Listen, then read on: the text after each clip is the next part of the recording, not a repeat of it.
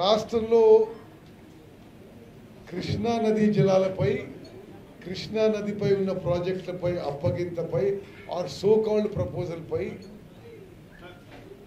TRS BRS party అదేవిధంగా KCR గారు హరీష్ రావు గారు ఎక్సెట్రా పెద్ద లొల్లి పెడుతున్నారు, పూర్తిగా అబద్ధాలు మాట్లాడుతున్నారు.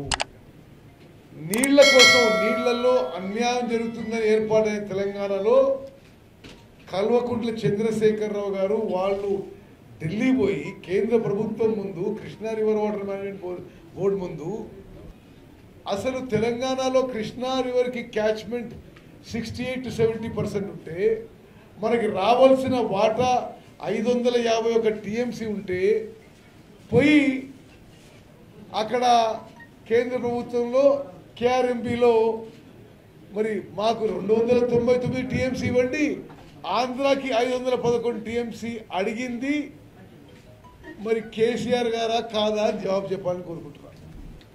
కేసీఆర్ గారు జగన్మోహన్ రెడ్డి గారు చాలా మిక్కిలి మిత్రులు, చాలా బెస్ట్ ఫ్రెండ్స్. వాళ్ళు అనేక సందర్భాల్లో 1-to-1 ఏకాంత చర్చలు జరుపుతున్నారు. వాళ్ళు ఏకాంత చర్చలు జరిపినప్పుడల్లా కృష్ణా నదిపై ఆంధ్రప్రదేశ్ రాష్ట్రం అక్రమ ప్రాజెక్టులు కట్టి మన నీళ్లు తరలించుకోబోతుంది.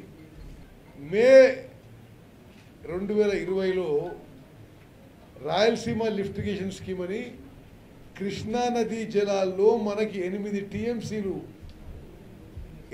టీఎంసీలు గ్రావిటీ ద్వారా ఉచితంగా మనకు వచ్చే నీళ్లు, ఉమ్మడి మహబూబ్నగర్, ఉమ్మడి నల్గొండ, ఉమ్మడి ఖమ్మం జిల్లాకు వచ్చే నీళ్ళని ఆంధ్రాకి తరలి తీసుకుపోయే విధంగా జగన్మోహన్ రెడ్డి గారి ప్రభుత్వం రాయలసీమ లిఫ్ట్ ఇరిగేషన్ స్కీమ్ అని 203 TMC 8 TMC per day lift పథకం అవన్నీ చేసుకుంటే కేసీఆర్ గారు ఆయన ముందు కలిసిండు, తర్వాత కలిసిండు, ఏ ఒప్పందం జరిగిందో కానీ పూర్తి నిశ్శబ్దంగా ఉన్నారు.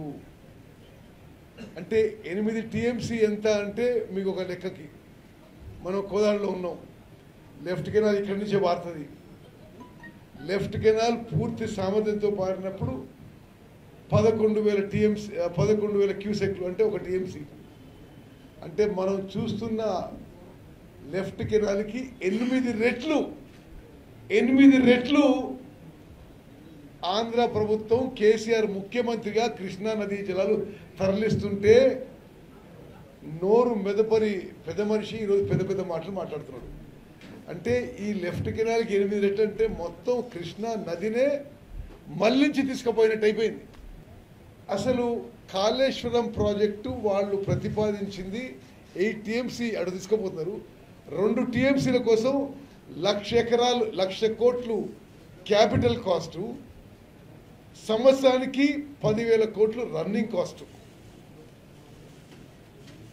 8 టీఎంసీలు ఉచితంగా గ్రావిటీ ద్వారా వచ్చే నీళ్లు వదులుకొని 2 టీఎంసీ లిఫ్ట్ ద్వారా 1,00,000 crores క్యాపిటల్ కాస్టు, 10,000 కోట్లు రన్నింగ్ కాస్ట్ దీని ఇవ్వబడ్డాడు.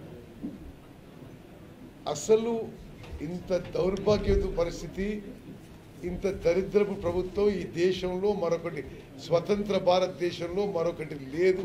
టిఆర్ఎస్ ప్రభుత్వం లాగా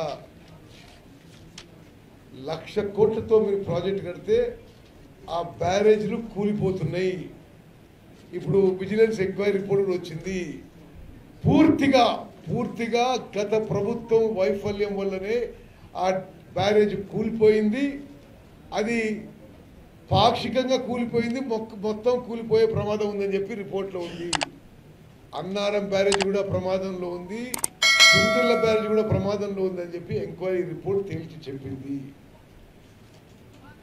ఇటు మేడిగడ్డ బ్యారేజ్ విషయంలో అక్టోబర్ 21వ తారీఖున బ్యారేజ్ కూలిపోతే ఆనాటి నుంచి ఈనాటి వరకు కేసీఆర్ ఒక్క మాట మాట్లాడిందా తెలంగాణ ప్రజలు ఆలోచన చేయాలి. మరి మేడిగడ్డ బ్యారేజ్ కుంగిపోయి కూలిపోతే ఎందుకు నోరు మెదపలేదు? మరి వారు చెప్పిందన్నీ పచ్చి అబద్ధాలు. మేము ఈ కృష్ణా నదీ జలాలపై ప్రాజెక్టులు అప్పగింతపై మేము చర్యలు తీసుకోలే, మేమే దానికి ముందుకు పోలే.